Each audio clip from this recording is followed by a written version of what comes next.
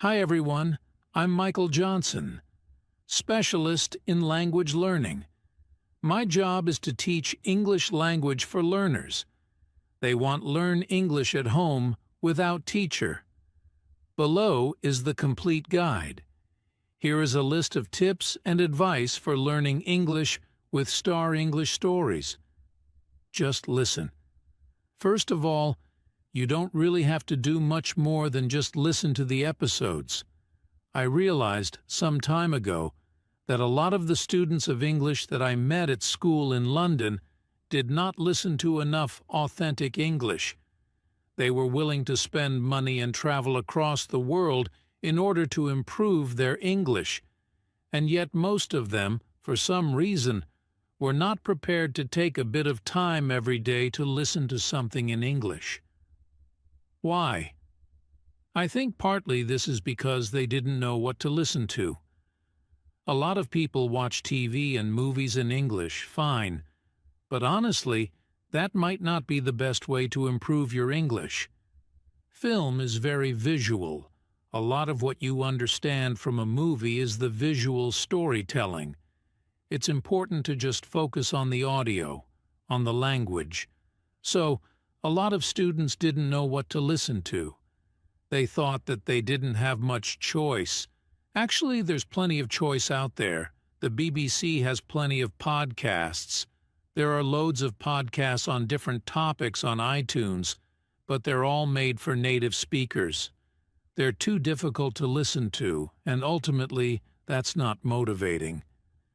There are some podcasts out there which are made for learners of English, but a lot of them are just focused on language learning at the expense of entertainment. They're useful, but they're a bit dull. This is less the case now because 5 years after starting this podcast, there are more interesting things out there for learners of English, including my podcast. So, I decided that I'd try and create something for learners of English to listen to that they would actually want to listen to beyond just learning English. Ultimately, I think to listen to English for extended periods of time, you have to have an interest in what is being talked about, or you have to find it entertaining. Otherwise, it's hard to really sustain your concentration, and it becomes like a chore.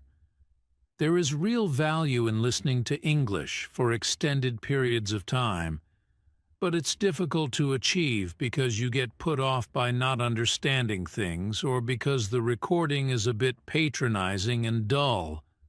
I don't want to blow my own trumpet here too much because I'm sure that my podcast is not always as entertaining or as engaging as it could be, but I think the only way to get people to keep listening is to try and make it entertaining as well as informative about English.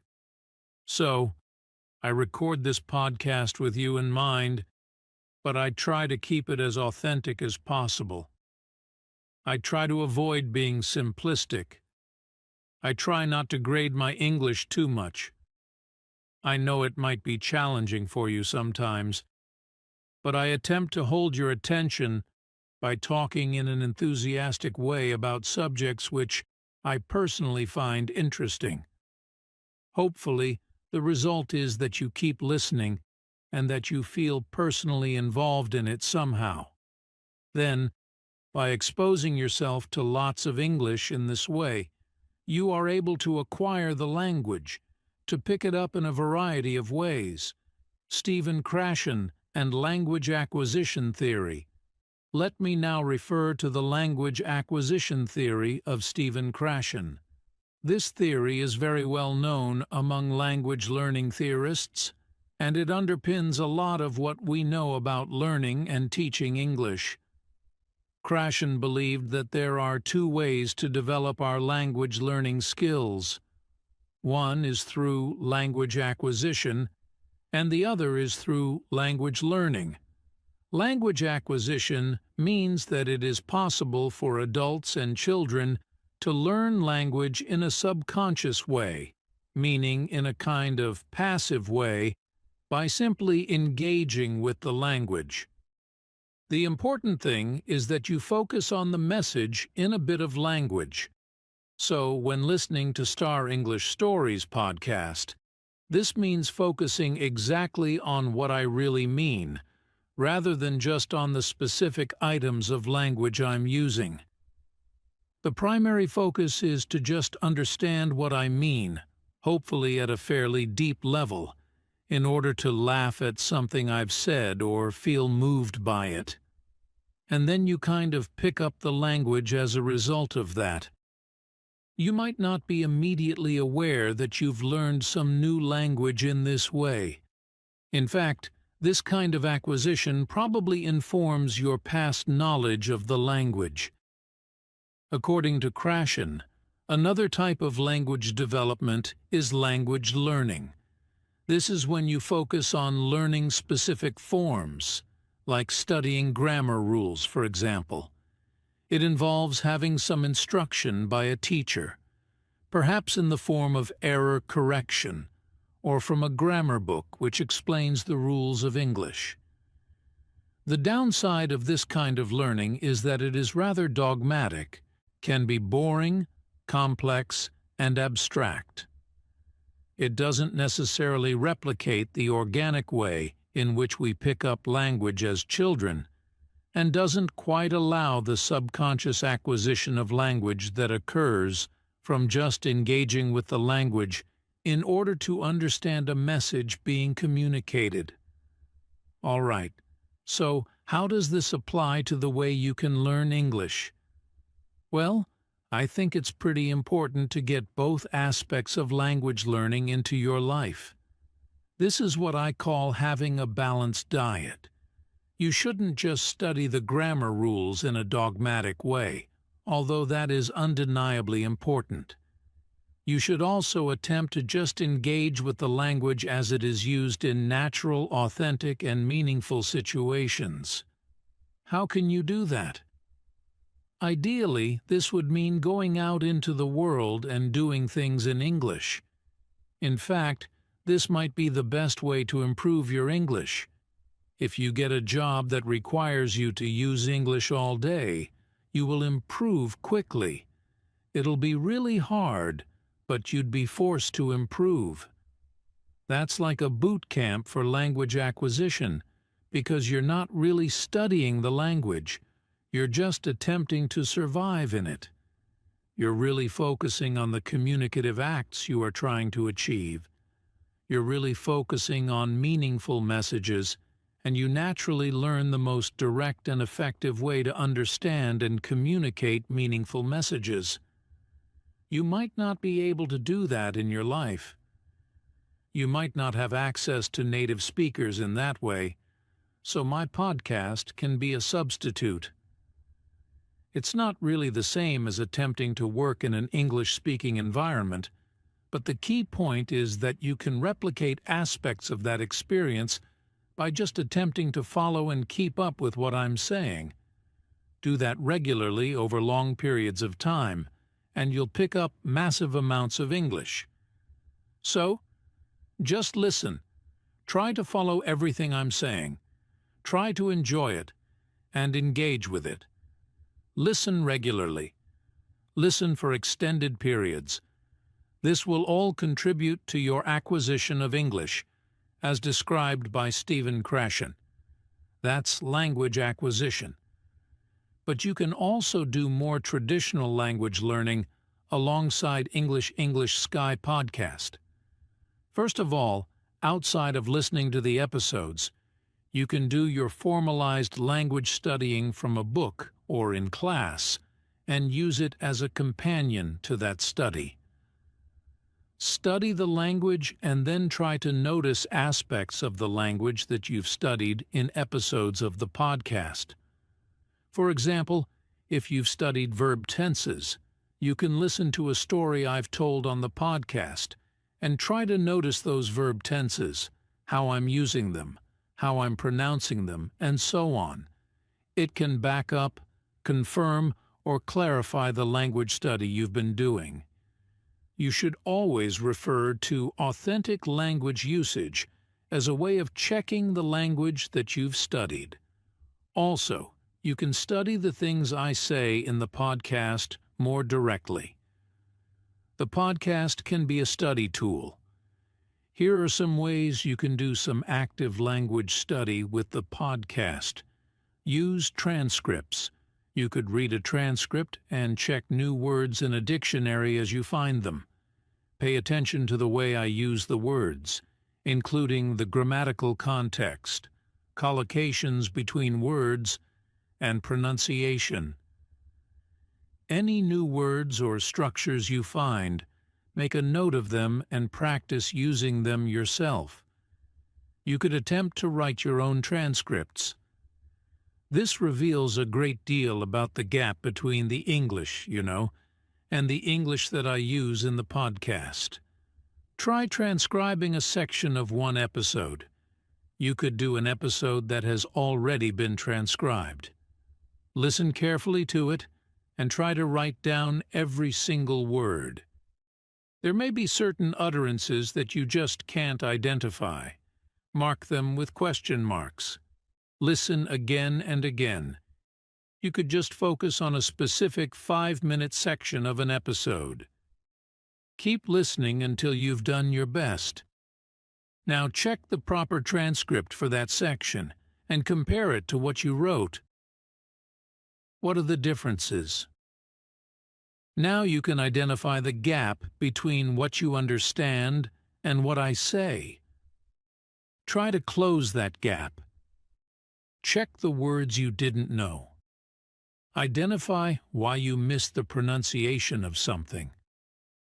Think about how I say these words and phrases and their definitions. Then you can start working them into your English when you speak. We'll look at ways of developing your speaking in a few minutes. A note on transcripts. You may be aware that a lot of my episodes have transcripts, which can really help you to study the language, although you shouldn't read them all the time. But you can also contribute transcriptions to my channel.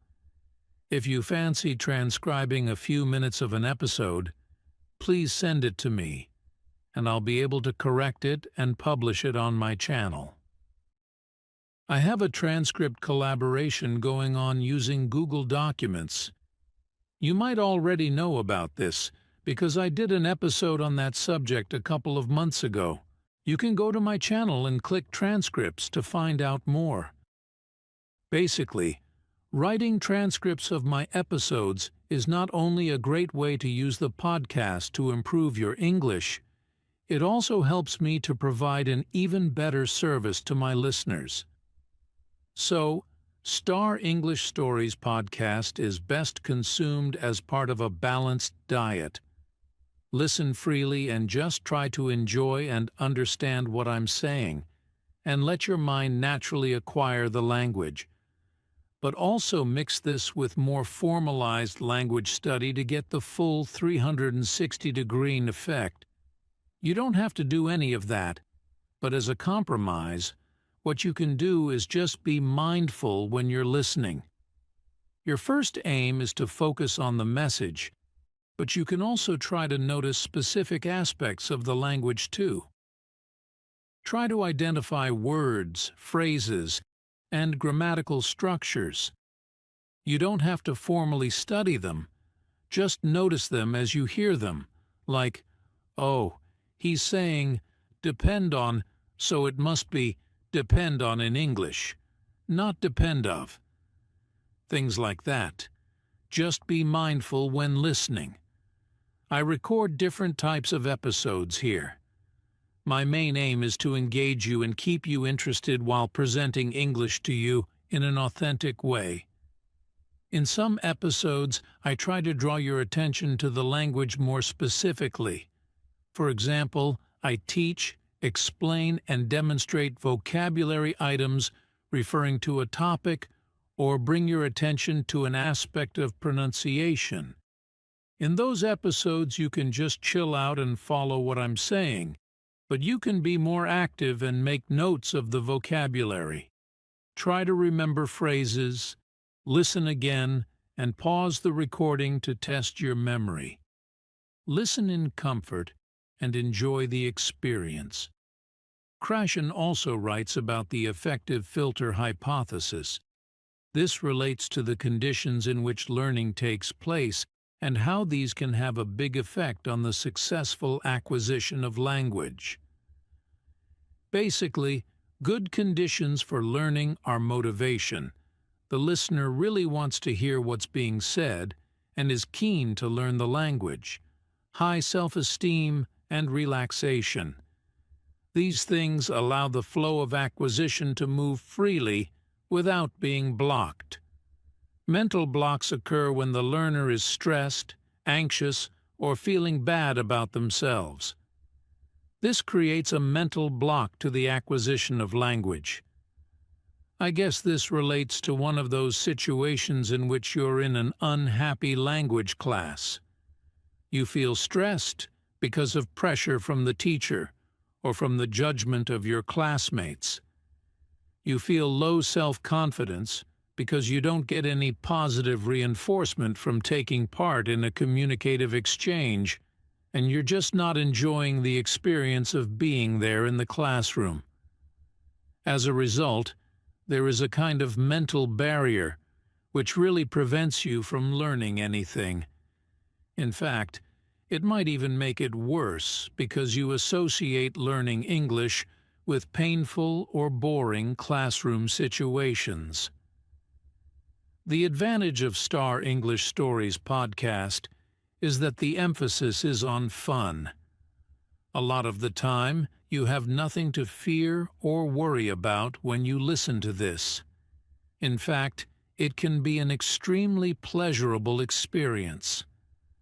I'm not just bigging myself up here. I know what it's like to listen to your favorite podcast.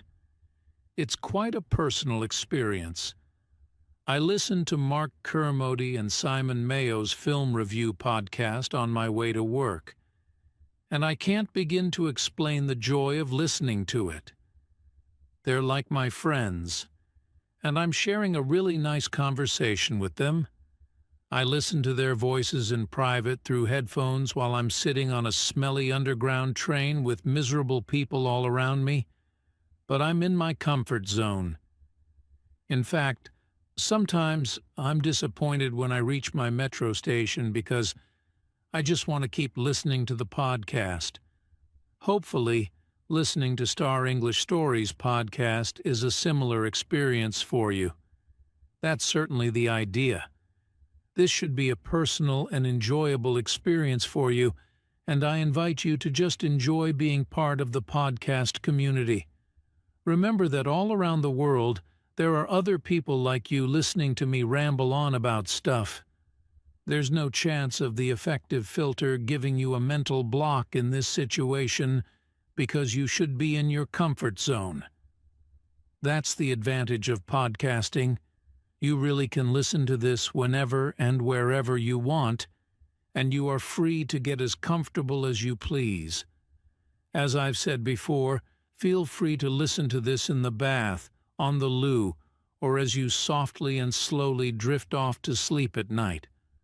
Of course, you can also listen at your desk with a pen in your hand, or while typing in order to make notes or write transcripts.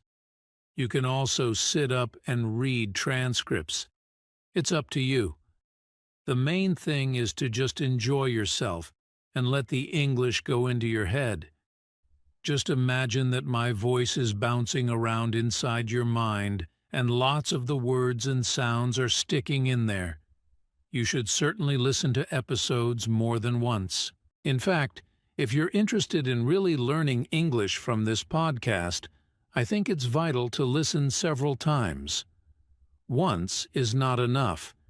In fact, you might only scratch the surface if you listen just once. Listening again and again will allow you to get really familiar with what's being said. You'll notice and remember things that you didn't catch the first time. Repetition is really important as a way of helping your brain notice patterns. After a couple of listens, you'll remember certain phrases, bits of intonation or responses, and they will be reinforced when you listen again. It might be asking too much of you, but you could even start to remember and repeat some of the things you've heard on Star English Stories podcast. I don't necessarily expect you to repeat everything I say, but perhaps you could memorize the lines of a comedy sketch that I present to you and then repeat the lines to yourself or your friends, or just while you're listening again. I'm a bit of a geek, and I love Star Wars. When I was a kid, I used to watch Star Wars on heavy rotation. I'd watch it again and again. Now I can remember all the lines from the film. In fact, I don't just remember the lines. I remember the bits of music and sound effects too, as they occur in the film. It's the same with Monty Python films and sketches. I've watched them so many times that I can repeat a lot of the script from memory. In fact, some phrases from those movies have found their way into my vocabulary. You can do that too by listening to episodes more than once and listening to some comedy sketches which I present to you many times. Soon, I'll be doing an episode about Monty Python. For some reason, Monty Python sketches are very memorable.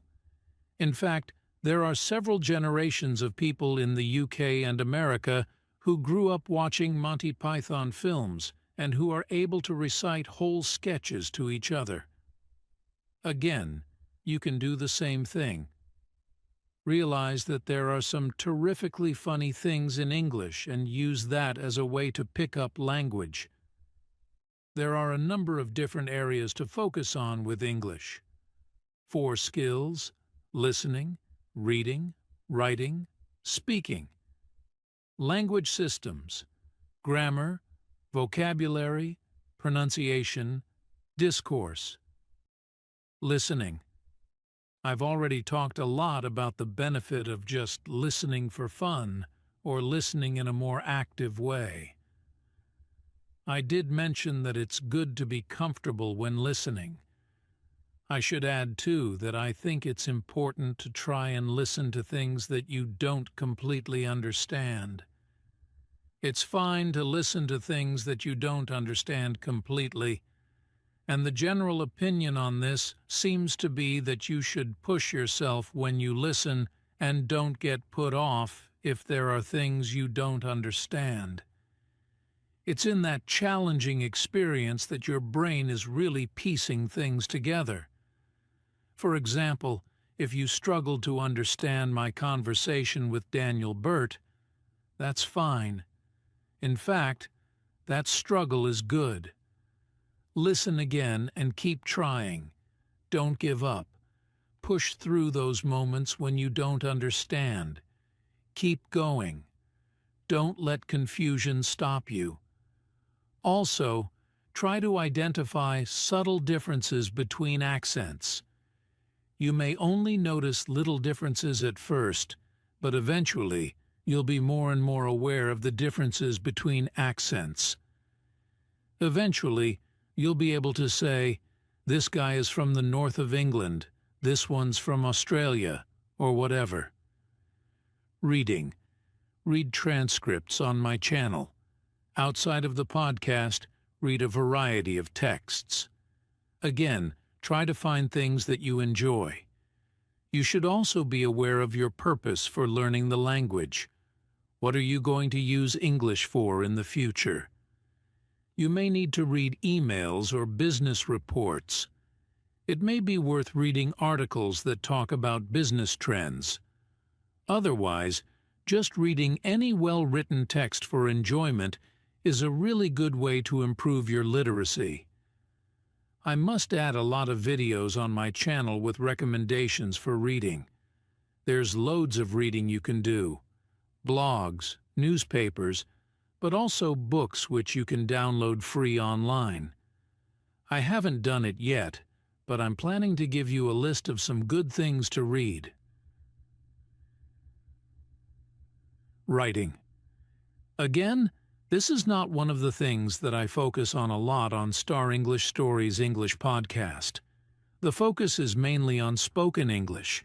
However, transcribing podcast episodes can be good for your writing. You could also write your own blog, which contains your opinions or your outlook on a topic. Feel free to write a response to episodes of my podcast in the comments section.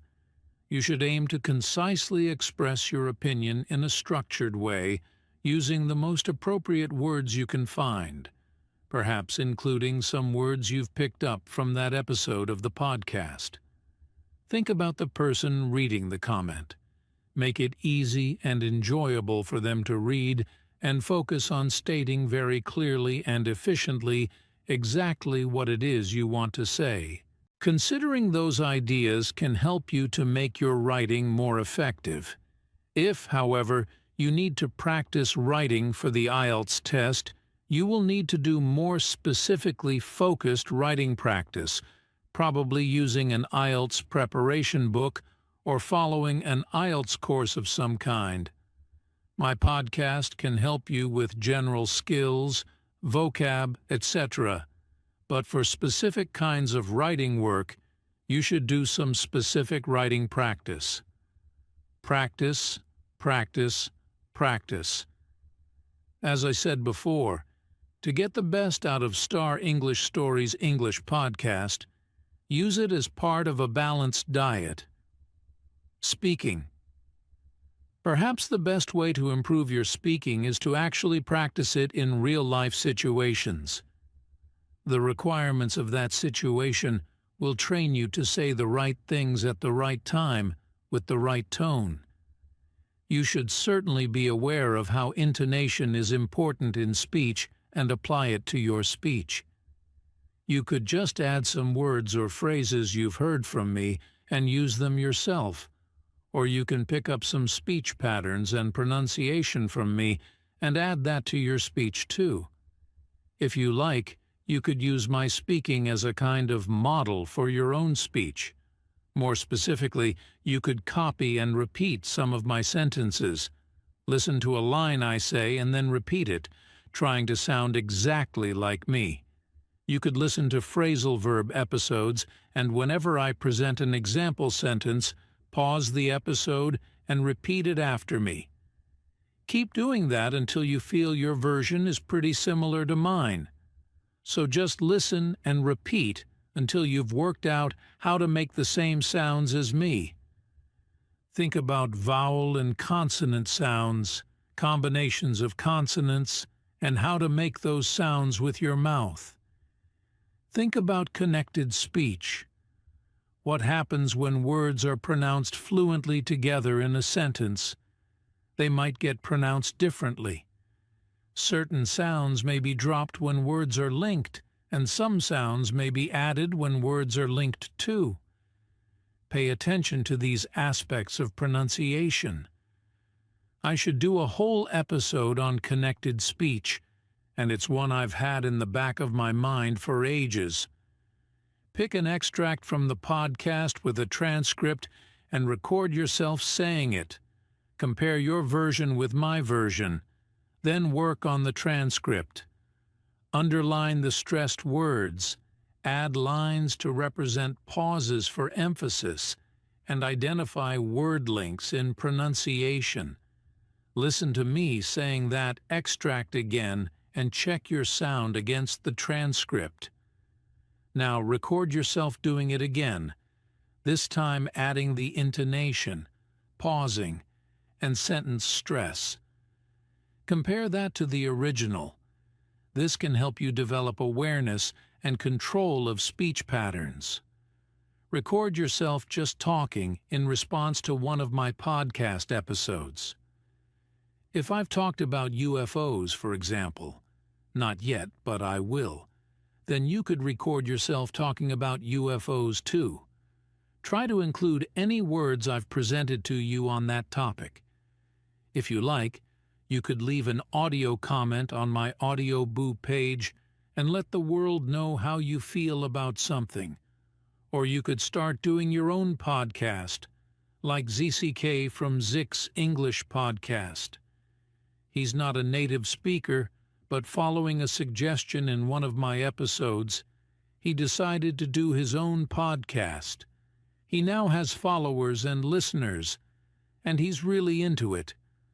Listening to his episodes, I get the sense that his confidence is developing, and he's finding his own voice.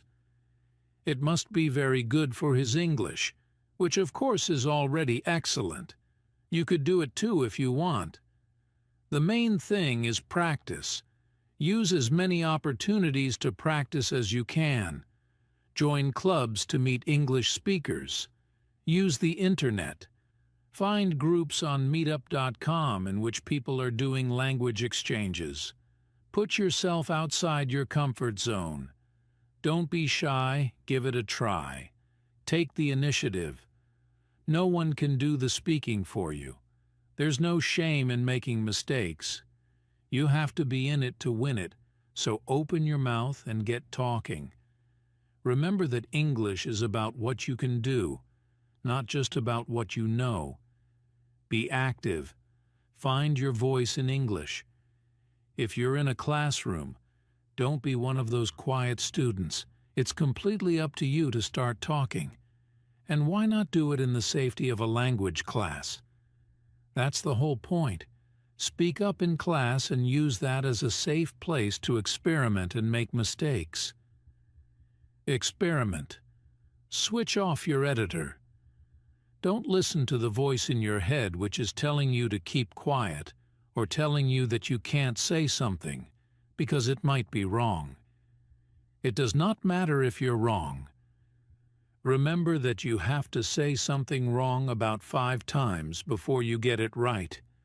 Get through those 5 times nice and quick, and then you'll be fine. Sometimes opening your mouth is the hardest thing to do, but once you've started speaking, it gets easier. Keep up the momentum. Keep your voice warm. Stay positive. Enjoy expressing yourself. Your teacher will love it if you are an active member of the class. In fact, you need to prove to your teacher that you're making an effort. We always like those talkative and positive students. Use that to your advantage. You'll be more likely to get good grades and get leveled up. Be nice, be friendly, be talkative, but also listen to others and help them too. That's a recipe for success for any language learner. Actually, I just sent Denik a message and asked him for his comments on the subject of using LEP to improve your English, particularly speaking, and here are his comments, which I agree with wholeheartedly. In fact, before I read his comments, it may be necessary to remind you that Zek is a well-qualified teacher of English from the Czech Republic who lived in the UK for a number of years and who has got a master's degree in English language. So, he definitely knows what he's talking about.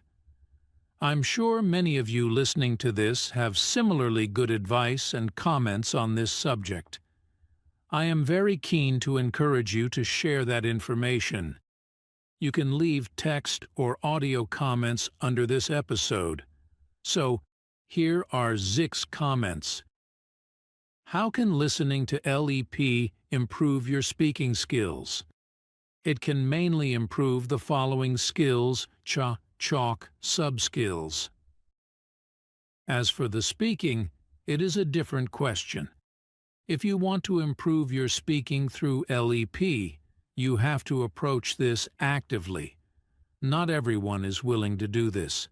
Some people tend to be shy, have approach anxiety, etc., and prefer listening to the podcast as passive recipients. That is fine. However, here are some suggestions on how you can actually improve even your speaking skills.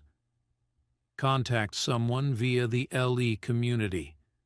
There are a lot of interesting people eager to learn English from all around the world. Contact those who have a similar level as you. This way you can both benefit and learn from each other, and no one will get bored. Ideally, have an interest in common, sci-fi films, sport. You already have one important topic in common. Try to befriend these people, add them on Facebook, start Skype conversations with them, or something. Record yourself speaking about a topic. Ask yourself questions related to LEP. Answer these questions or just practice vocabulary in English spoken stories. Listen back to yourself. Try correcting your errors. Re-record and compare your recordings made some time later to see your improvements. Record comments in Audioboo. Max 3 minutes. Why is everyone so shy? Is everyone afraid that they will be judged? Who cares? Just be friendly, and you should be accepted by the community. Michael Johnson is a teacher. He deals with mistakes every day. We all make mistakes. Never be afraid to make mistakes. A man who never made mistakes never made anything. Are you afraid to take on a challenge and face our greatest fear? Public humiliation? Well, don't be. If we fight it actively, without fear, we can significantly improve our speaking skills this way. Try running your own podcast. Most of you can do it. Again, it is only about facing your fears of making mistakes and exposing yourself to the public. This podcast can be just for you and your friends. I make loads of mistakes in my podcast, and I am a teacher. I feel ashamed. I have to edit them out. But if you are not teachers, why worry? And even as teachers, you shouldn't worry. You can always speak to yourself in the mirror and go crazy. Become the next Hamlet. Speaking is not about passivity, so move your arse and find some interaction.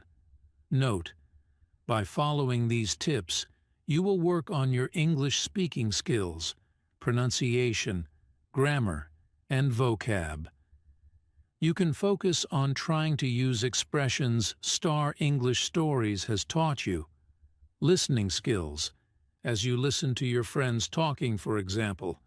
There are so many benefits to active speaking practice. Thank you, Denk. As I said before, I welcome your comments too. Let's share our thoughts on this subject together.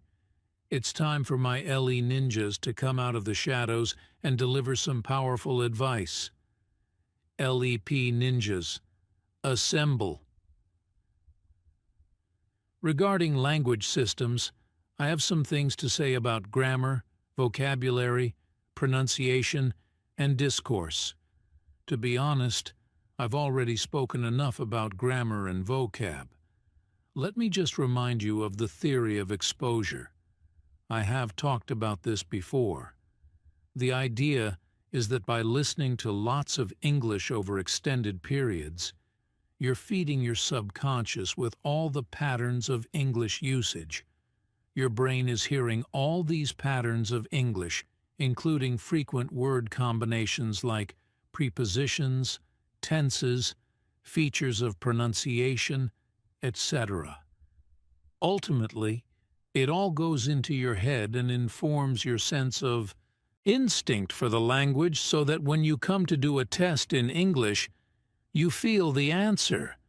You know that this particular preposition goes with this particular verb just because you've heard it a number of times before, and so it feels natural. Feed your head with English. Feel the English rather than knowing it. Use the Force, young Jedi, and remember the Force will be with you always. Oh, and don't forget, you're never too old for this. Language study is a great way to keep your mind fresh and supple. My grandfather is over 90 years old, and he's still really sharp. Perhaps this is because he's still going to French and Spanish classes on a regular basis. On what I really mean rather than just on the specific items of language I'm using. The primary focus is to just understand what I mean, hopefully at a fairly deep level, in order to laugh at something I've said or feel moved by it, and then you kind of pick up the language as a result of that. You might not be immediately aware that you've learned some new language in this way. In fact, this kind of acquisition probably informs your past knowledge of the language. According to Krashen, another type of language development is language learning. This is when you focus on learning specific forms, like studying grammar rules, for example. It involves having some instruction by a teacher, perhaps in the form of error correction or from a grammar book which explains the rules of English. The downside of this kind of learning is that it is rather dogmatic, can be boring, complex, and abstract.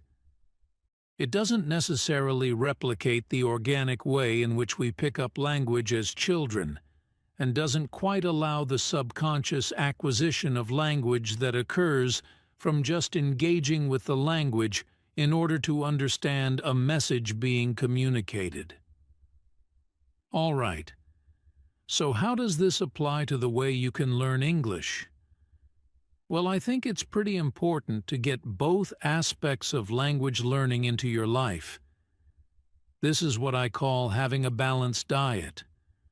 You shouldn't just study the grammar rules in a dogmatic way, although that is undeniably important.